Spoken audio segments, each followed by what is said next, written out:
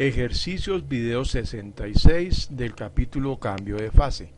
Ejercicio 36. ¿Cómo se puede lograr que el agua hierva sin calentarla?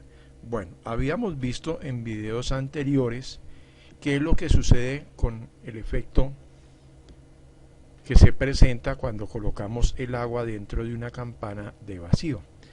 Entonces, primero vamos a entender por qué el agua hierve.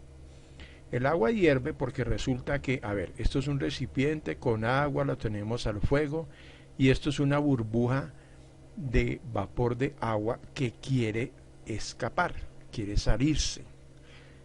¿Qué le sucede a ella? Hay una presión interna aquí adentro que trata de que la burbuja cada vez crezca más y salga. Pero hay unas fuerzas que tratan de evitar eso y son las fuerzas que aparecen aquí. Estas fuerzas son las fuerzas, dice acá, del agua sobre la burbuja. O sea, las gotas de agua o las moléculas de agua que están alrededor de la que se quiere formar como burbuja, pues entonces le hacen fuerza para no dejarla crecer. Aparte de eso, hay otra fuerza que está aquí encima del agua, que es la que llamamos la presión atmosférica. O sea que la suma de esta más estas de acá, si son exactamente iguales a la de aquí, o sea, la sumatoria es 0, ¿qué sucede? No se va a formar una burbuja de agua. En el momento en que esta presión de vapor es mayor que la suma de la presión que ejercen las gotas de agua alrededor de la que se quiere formar como burbuja, más la presión atmosférica, pues sale esta burbuja y el agua comienza a hervir.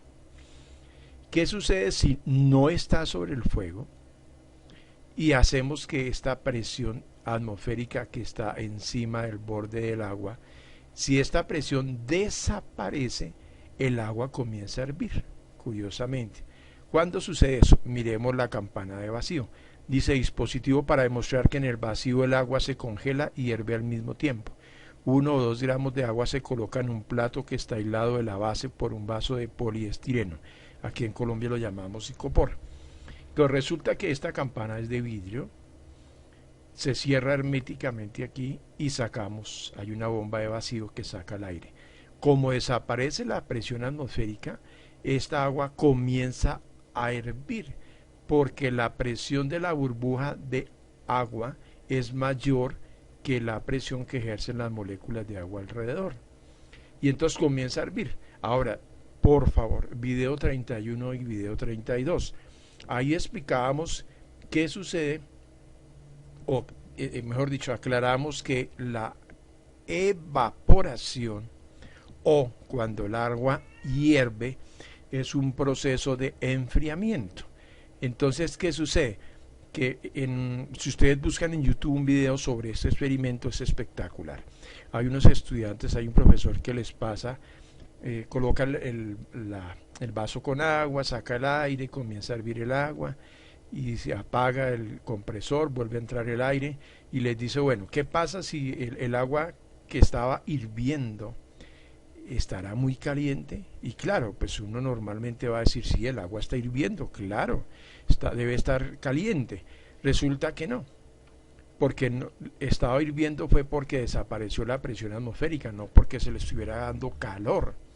Entonces, ¿cómo va a estar más caliente si no se le dio calor?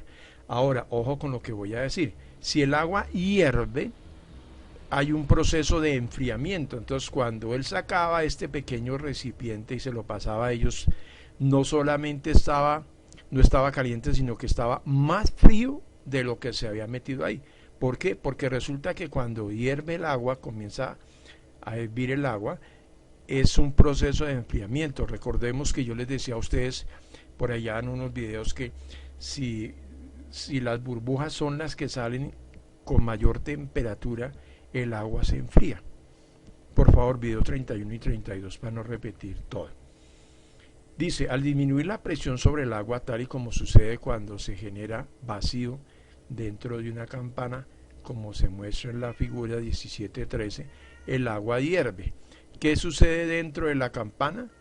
Generalmente se tratan de formar burbujas dentro del agua, pero lo que impide que se formen es que sobre ellas se ejerce, o sea, lo que hemos explicado acá, se ejercen dos fuerzas, la del agua que la rodea, o sea, el agua, estas de acá, y la presión atmosférica, esta de arriba.